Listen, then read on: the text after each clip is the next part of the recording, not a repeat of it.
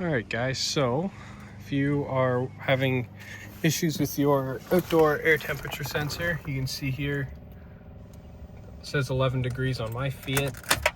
It's 24 degrees Celsius here, so that's obviously not right. So what you're going to do is you're going to put your mirror all the way out this way, because you're going to actually want to take the glass off. But you can see that's your temperature sensor right there. So I'm going to show you guys how to replace it. It should be pretty easy. This actually has been throwing a check engine light on my car, believe it or not. And also for some reason I got sent gloves with this temperature sensor. So I hope this is the right one, and a keychain, oddly enough. But hopefully this is the right one to do it. So I'm going to set up my phone and walk you guys through how to change this sensor. Okay, so your first step is to pop the mirror glass off. So what you're going to want to do, get a flathead screwdriver. You can kind of put it in as far as you can and pop it out. I've already done that with mine. I did this actually a couple days ago, but that's how you get your mirror glass off. And if you do have heating, you are going to have your sensors or your element wires here, so just be careful you don't break those. And then right down here you can see that is your temperature sensor. So we're going to pop that out, cut it off, and then splice on our new one. So it looks like to me there's a little plastic piece going over it, so this actually has to turn. So I'm going to do my best to try to get this to rotate. Oh, I actually need a smaller screwdriver.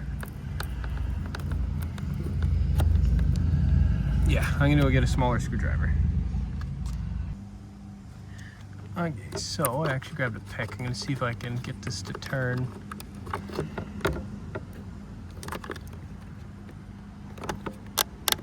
There we go. Didn't want to turn, but I got it to. I'm trying really hard not to drop the rest of the mirror stuff here.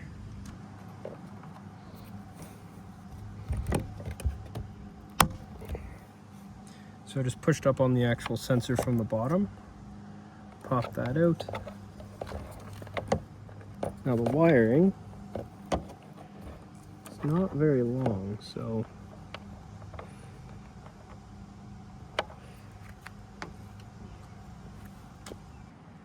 I'm actually going to cut this off as close as I can, just because I have no real wire to work with.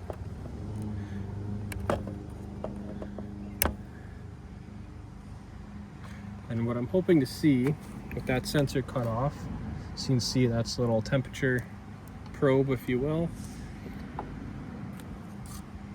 So I'm just going to look at them, make sure they actually match. I'm also going to cut this a little bit shorter because we don't need that bunch of wires, so I'm just going to take a bit off. So I'm going to strip these wires here just like that. Then what I'll be doing is doing the same to those.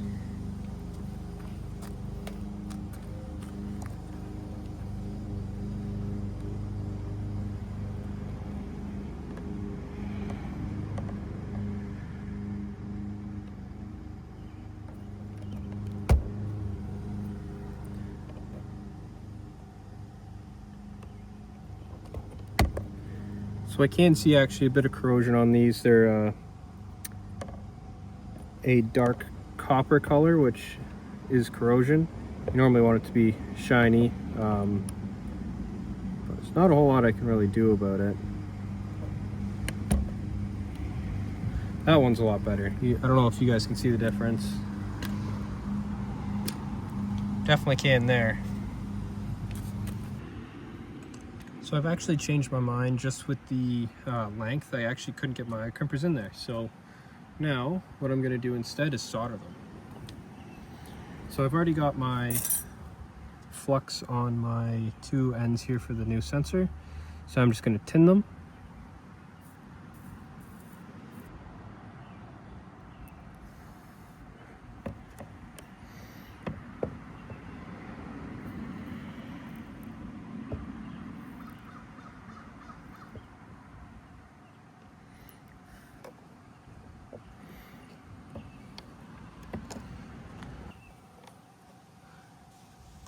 Okay, so I heat shrink those wires.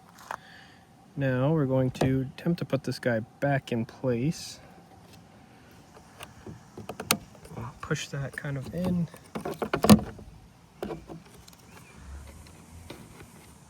Twist that, lock it in there. That should be it for that. Now I'm going to go in the car, turn the mirror again so I can easily get the glass back in, so I can just push it on straight. So it says 31 degrees, which isn't accurate, but it's better than telling me there's ice on the road. So yeah, I don't know. We're going to put the glass on. I'll go for a little drive and see if that changes. So you can see the stored code, which is giving me a check engine light, believe it or not. So we're going to clear that code and go for a little test drive and make sure that that stays away. Car's still saying 31. So like I said, it's a lot more accurate than it was before. So we're going to hope that that is the issue and gets rid of that check engine light, because nobody likes check engine light. Okay, so temperatures went down a bit. The more I drive it, the more it's dropped, so I'm sure it's just gathering the temperature. So I'm going to say that that's actually going to be accurate. It's at 31 and now it's at 27, and I just went for a short drive. Also, you can see how many kilometers are on my Fiat. Yeah, so I'd say this actually fixed the issue. Check engine lights disappeared. Obviously you can see I have brake light, seatbelt, headlight. Those are just regular lights, e-brake on, and then TPMS because I don't have sensors in my wheels. So that's how to fix it. If you're curious on how to change your water pump and thermostat, I do have a video on that as well, so make sure to check that out. These little Fiats are awesome. They're so much fun to drive, and yeah, I'm sure I'm gonna have a bunch of little videos on how to fix weird little issues like this with this car. So hopefully that helped you guys. Any questions or comments, obviously drop them down below. I'll do my best to answer them. And if this helped you, please leave a like. It helps me a lot. Yeah. Anyways, thank you guys very much, and I'll see you in the next one.